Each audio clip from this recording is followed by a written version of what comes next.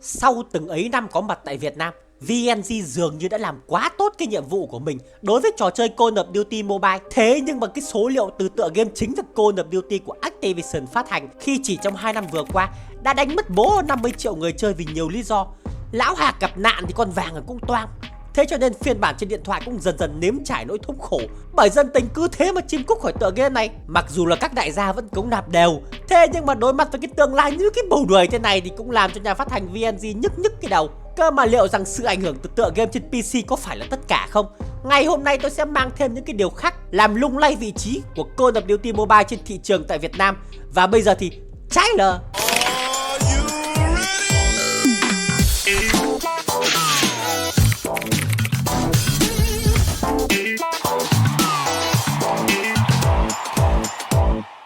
Tất nhiên là không cần phải bàn cãi về sức nóng của Call of Duty Mobile vào những năm 2020 rồi. Lúc đấy mới chân ướt chân ráo bước tới đất nước hình chữ S. Thế nhưng mà càng về sau con game lại càng chứng minh cho chúng ta thấy rằng đây vốn dĩ không phải là một trò chơi dành cho những kẻ bị viêm màng ví. Mặc dù tải thì là Free đấy, thế mà bước vào bên trong cái nội tâm mà xé lòng luôn. Với muôn hình vạn trạng đủ các thể loại nạp để chiến thắng dễ dàng hơn. Ngày xưa thì các anh em hơi tí là chê lửa chùa không đủ đẳng cấp, rồi thì loại game sơn súng tăng đam chấp làm cái gì. Ấy vậy mà nhân vật chính của anh em chúng ta ngày hôm nay khác deck gì đâu.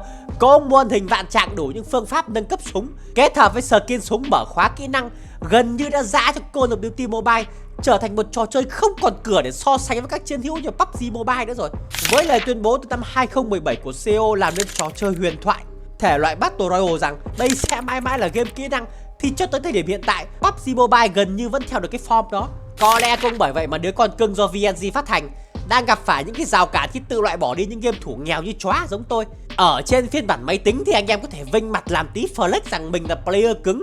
Call of Duty vẫn là một cái tên bảo chứng cho cái kỹ năng bắn súng thượng thừa của các dân chơi. Ấy thế mà sang phiên bản mobile cái khác luôn, vẫn vinh, nhưng không phải bằng trình độ mà bởi vì khả năng kinh tế là rõ ràng của mình. Tất nhiên là cũng vẫn có những anh em tài năng là thượng thừa, thế nhưng mà vẫn phải quỳ xuống với cái bọn nó vừa bắn hay mà lại còn lạp nắm nữa, lấy đâu ra cửa mà win cho nổi. Đây cũng là khó khăn lớn nhất của trò chơi này khi đã đi quá xa so với phiên bản chính thức ban đầu. Thay vì ban phát sự công bằng thì nhà làm game lại thu về những lợi nhuận không tưởng luôn. Thực sự thì cái này cũng gọi là có tính chất phá game, chia ớt với hành cho các anh em nhà nghèo nhai ngập mồm. Mặc dù luyện tập ngày này qua ngày khác là cũng ổn đấy, nhưng mà ăn thua thế điếu nào được so với cái việc nạp tiền. Cho nên khỏi phải nói thì lý do đầu tiên để xách váy nói lời tạm biệt với Call of Duty Mobile chính là game đã mang quá nhiều yếu tố pay to win. Nhưng nào đã dừng lại ở đấy đâu. Cay như thế là vẫn chưa đủ, con game lại tiếp tục vã cho các dân chơi nhà mình những cú sốc tới tận óc. Đó là việc Smurf, những tay chơi lão luyện bị đuối với chặng đua về kinh tế với các dân chơi khác có trình độ cũng nạp. Thế mà núi này lại còn có cả núi cao vãi tè hơn. Mình đã thuộc cái dạng siêu nạp rồi, cơ mà vào trận để ôm chầm ngay phải cái dạng bố của nạp. Nỗi buồn nhân lên gấp đôi. Chết lắm thì cũng phải chán chứ, mà đau cái là lỡ công hiến cũng kha khá rồi, mà bỏ thì uổng quá. Đâm ra thay vì cố gắng trang trí thêm để mạnh thêm chút nữa, cũng chả giải quyết vấn đề điếu gì, chỉ bằng nạp nhẹ nhẹ một tí thôi, quay về danh thấp hành gà, nó lại hợp lý luôn. Từ đó thì không hiếm trường hợp các anh em mới gia nhập cuộc chơi bỗng nhiên thấy quả đối thủ cầm trên tay cái khẩu súng gì xanh xanh đỏ đỏ tím vàng mà bắn đau vãi cả lèo luôn, lại còn luồn lách lách bay nhảy cứ như người nhện tới thăm Việt Nam. Thế là khóc tiếng mán luôn. Chưa giải trí được tí nào đã phải ôm hận, ngồi trong toilet gào thét tên em. Người chơi mới thì không tìm được lối thoát, nhận thấy trò chơi này trai hát váy hò, chắc là toàn pro thôi, thế cũng chẳng dám chơi nữa. Một lần nữa Call of Duty mất dần người chơi vì lý do nghe chừng là đơn giản, nhưng lại chả có cái lời giải nào cho nó hợp lý được. Thứ mà nhà làm game này bù đắp được một chút lại không hề đạt được kỳ vọng, mà trái lại khiến cho các dân chơi cảm thấy chán bỏ bố đi được. Đấy là nhồi nhét vào cho danh thấp số lượng bot vô cùng khủng khiếp. Nó nhiều đến cái mức mà làm cho player chán luôn. Bot biết thì làm ơn design hay là thiết kế cho nó một cái bộ óc có tí EQ tí, di chuyển linh hoạt là chút chút. Thế nhưng mà bot con game sở hữu trí thông minh dưới tầm kiểm soát luôn. Chẳng mấy chốc mà các anh em nhà mình thất vọng. Đúng là gặp đối khiếp quá thì rén, mà gặp cái bọn này chỉ biết chạy với lại bắn dăm ba viên đạn vu vơ chán, không khác nào chơi game offline, không có cái tí gì gọi là thú vị nào cả. Mà vốn dĩ các thượng đế toàn mấy bố thiếu kiên nhẫn cơ, chơi vài chán nhất là ở cái chế độ Warzone, chạy loang quang cả trận toàn đi săn boss thôi, mà muốn ghép trận thì làm deck thì có ai chơi. Trông cái level thấp một cái là ăn kích luôn. Câu chuyện tham gia một trận đấu chỉ cần gặp được những player cùng tầm thì đúng là một cái bài toán khó. Mà ở đây lại toàn những diễn giả được mỗi cái bốc phét bõm thì chuyên, chứ nói đến toán tổng cái là gãi đầu gãi tai rồi. Chưa hết. Để mà nói về bot thì chơi giả lập của Call of Duty gọi bằng cụ luôn. Tỷ lệ gặp người của những player này gần như bằng không, nhất là ở rank thấp. Mặc dù trò chơi cho phép các game thủ hoàn toàn có thể chơi trên máy tính thông qua những phần mềm thứ ba, thế nhưng mà đất ai nói rằng vào game thì được đấy.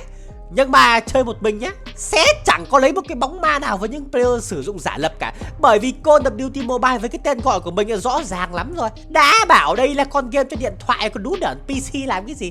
Nhưng mà thay vì việc cấm hoàn toàn, con hàng lại khiến cho những dân chơi có thù với hệ máy. Chơi game trên mobile cảm thấy ngao ngán vì chơi như không game offline một cách đúng nghĩa luôn. Nhưng tất cả những điều bên trên vẫn chỉ là một trong những cái vấn đề chưa thực sự là quá lớn. Bởi vì với cách vận hành hiện tại của VNG nói riêng tại Việt Nam và Call of Duty Mobile nói chung trên toàn thế giới vẫn luôn nhận được những đánh giá tích cực từ người dùng. Vấn đề to như cái bánh xe bò chính là bởi vì con hàng cũng đã có phần bắt đầu thấm đượm cái tuổi già rồi. Lối chơi gần như không thay đổi sau bao nhiêu năm. Thậm chí những bản update của trò chơi cũng thưa dần nữa. Player cứ ngày này qua ngày khác chơi đi chơi lại một cái thể loại, nên là cũng có phần hơi ngao ngán.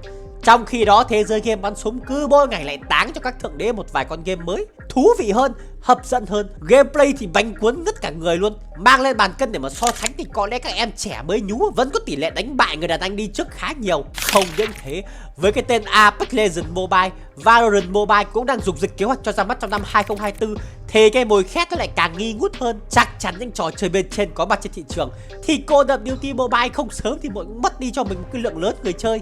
Con cưng của Activision nói gì thì nói, tuổi đời cũng già cỗi lắm rồi. Có thể thời trước thì anh làm mưa làm gió, nhưng mà cái gì thì cũng phải có giới hạn của nó chứ. Giờ các em trẻ nó ngon lành lắm rồi. Mà bản thân những người chơi thì trong máu đã nhuốm cái bầu cả thèm chóng chán. Chính vì thế mà nhà cầm quân Tencent hay VNG bắt buộc phải có những cái chính sách để đón đầu trước. Chứ mà cứ dậm chân mãi như thế này thì khả năng là cũng khó giữ được những cái tấm lòng trung thủy của người chơi. Ở phiên bản trên máy tính, player vẫn có những cái trải nghiệm thích thú, vì ngoài chế độ vào chơi đấm nhau với người thật thì chúng ta vẫn còn những cái cốt truyện bên lề. Mặc dù đợt vừa rồi anh em cũng hơi bị thiếu hài lòng một tí vì phiên bản Modern Warfare 3 ra mắt có phần hơi hời hợt. Thế nhưng mà nói gì thì nói, người chơi vẫn được cosplay một phiên bản nhân vật, chơi game cảm giác thích thú hơn, chứ không phải là một kẻ vô danh vào game bắn nhau tí mẹt. Tuy vậy ở phiên bản mobile lại chẳng được như thế, vốn dĩ làm qué thì có cốt truyện nào đâu. Cho nên khi tham gia cái trận đấu cũng gọi là hơi vô nghĩa một tí, thì phải bù đắp cho các anh em những cái trang phục nó bắt mắt tí, hay là những sự kiện này nọ nọ trai. Thử ghé qua PUBG Mobile mà xem, cũng là một cái nội dung đơn giản, nếu có cái nội dung gì cả. Cốt lõi vẫn chính là các anh em vào chiến trường và giải quyết nhau thôi. Thế nhưng được mệnh danh là một con game thời trang phang thời tiết. Bất kể mùa nào thì cũng có những cái bộ cánh đẹp mướt mơ, mà nhất là những nhân vật nữ lại làm cho các tín đồ biến thái chết lặng vì trang phục nào cũng tôn được cái vẻ đẹp. Không chỉ có thế đâu, con hàng khiến anh em luôn trong tình trạng hưng phấn vì sự kiện được cập nhật liên tội, chơi ngày chơi đêm quên cả nỗi sầu luôn. Lượng người chơi của PUBG Mobile hiện tại đã được cải thiện hơn rất nhiều so với cái thời gian trước. Vậy mà ngó lại cái tình yêu với Call of Duty Mobile thì cứ mỗi ngày lại vơi đi tí.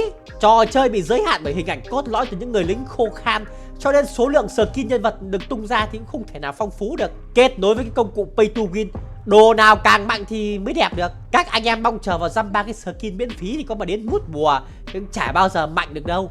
Ước mơ cũng vẫn chỉ là ước mơ thôi. Cách đây 3 năm, sự kiện thi đấu lớn nhất mà VNG tổ chức có lẽ tới giờ cũng đang nguội lạnh rồi. Loanh quanh chỉ còn vài cái giải ao lạc, các game thủ tổ chức đấu đá chán lắm, chẳng thể nào mà kiếm được một cái mục đích cao cả hơn. Chả lẽ lại cứ ngày nào cũng vào chỉ cống hiến bắn nhau cho vui, rồi lên danh cũng không giải quyết cái điều gì cả.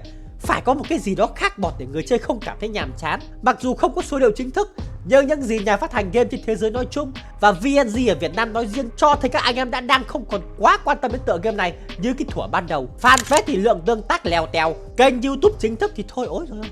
View thậm chí có video chỉ vài trăm lượt xem. Rất khó để các anh em có một cái cảm nhận tốt về tương lai cho con hàng này tại thị trường Việt Nam. Và loanh quanh chuyện đông chuyện tây thì cũng chả bằng việc hacker gần như đã trở thành một phần tất yếu của con game rồi. Khi mà các player đã gần như quá quen với chuyện gặp hack, tất nhiên niềm tin vào những lời hứa đầu môi từ nhà phát hành cho đến nhà làm game bây giờ là khiến anh em chán đặt ra rồi. Hacker quá tràn lan cũng như sự bế tắc của VNG khó có thể giữ chân được nhiều anh em tay to. Với tất cả những yếu tố bên trên, nếu như Call of Duty Mobile không có sự thay đổi gấp rút thì có lẽ việc trò chơi trở thành một cái dĩ vãng là cái điều khó tránh khỏi. Tuy nhiên, đây cũng chỉ là một trong những ý kiến cá nhân mà thôi. Biết đâu ngày mai mở mắt ra anh em lại thấy Activision hay là Tencent táng vào mồm những player, những hệ thống chống hack bố của tởm, thay cho việc suốt ngày chỉ chăm chút vào những cái món đồ pay to win thì sao. Cho nên dù thế nào thì tôi hay ekip The Gamer vẫn mong chờ vào một tương lai tươi sáng cho Call of Duty Mobile. Thế còn anh em thấy sao về trò chơi này? Hãy để lại cho chúng tôi một comment về ý kiến của mình nhé. Và nếu video này cũng hay đấy, mang lại một vài giây phút thư giãn, giải trí. Hãy cho chúng tôi một like hay nhiều hơn là một subscribe để có động lực ra tiếp những video mới. Hẹn gặp anh em trong những clip lần sau. Và bây giờ thì xin chào.